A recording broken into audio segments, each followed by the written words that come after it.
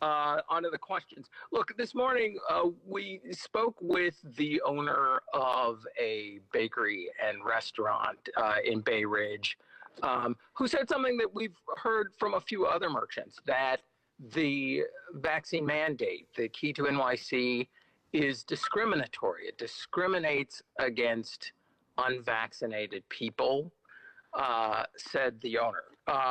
I'd appreciate just hearing your response and the response of anyone else on the call who cares to answer. Yeah, look, I think I saw quotes from that same owner. I respect everyone's opinion, obviously.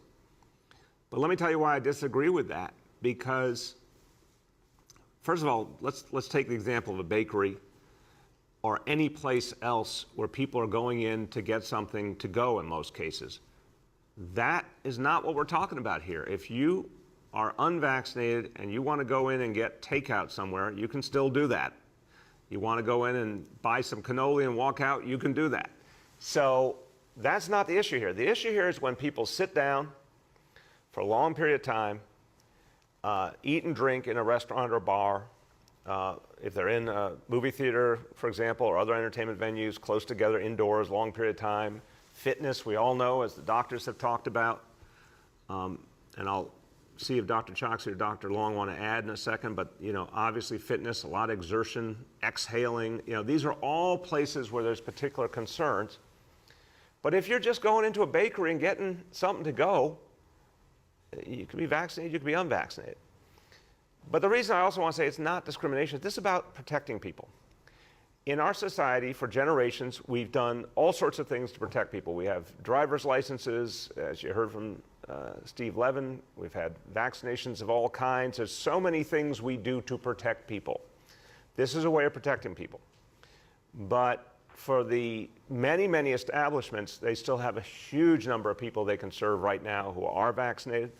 And we know a lot of people are now going to be encouraged to get vaccinated because of these mandates. It's just the truth. It's going to be the decisive factor for a lot of people. So this is about moving us out of a global crisis. That's what's motivating us. Dr. Choksi or Dr. Long, you want to add? Sir, thank you. I'll just add briefly. What we know is that the coronavirus does not discriminate. It has caused so much suffering and illness across our city. And so these actions that we are taking, including the Key to NYC, are focused on protection and safety and health.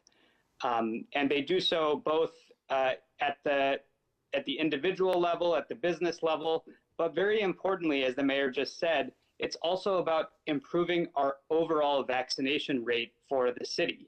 And by doing so, that extends protection, not just to individuals who are vaccinated, but to neighborhoods, communities, and the city as a whole. Thank you. Thank you. Dr. Long, you want to add? Sir. Yeah, I would add the way that we fight back against COVID and we fight back against this global crisis is by getting enough people vaccinated. Everything we're talking about here today is how we want to help New Yorkers to get more vaccinated to keep our city safe. Part of it is when you go in to do things like indoor dining or go to the gym, we want to make sure we take that opportunity to help to encourage people to get vaccinated.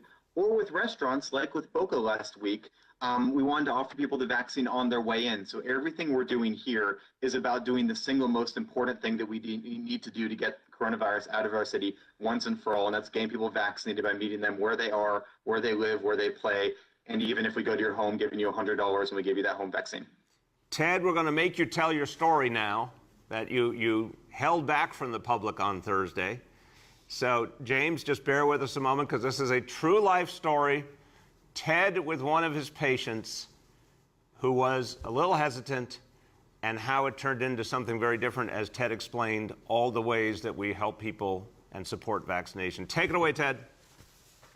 Yeah, thank you, sir. This is an experience that was personal to me. It really made an impression on me. I was in clinic. I'm a primary care doctor in the Bronx, and I had a patient I was doing a telephone visit with, so he wasn't actually in front of me in clinic. He hadn't gotten the vaccine yet. When I asked why, he said he wanted to talk to me about it first, which is totally reasonable.